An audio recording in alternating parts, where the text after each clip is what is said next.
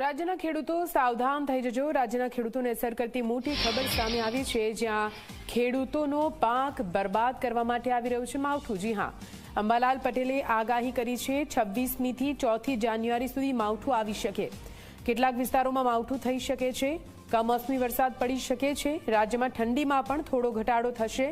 16 થી 22મી ડિસેમ્બર સુધી વાદળો આવી શકે। કેટલાક ભાગોમાં વાદળછાયું વાતાવરણ રહી શકે। રાજ્યમાં તાપમાનમાં વધારો પણ થઈ શકે છે। સવારના સમયે ઠંડી યથાવત રહેશે। ઉત્તર ગુજરાતમાં 10 ડિગ્રીથી નીચે તાપમાન રહેશે। મધ્ય ગુજરાતમાં 15 ડિગ્રી તાપમાન રહેશે, જ્યારે દક્ષિણ ગુજરાતમાં 18 ડિગ્રી આસપાસ તાપમાન રહી શકે।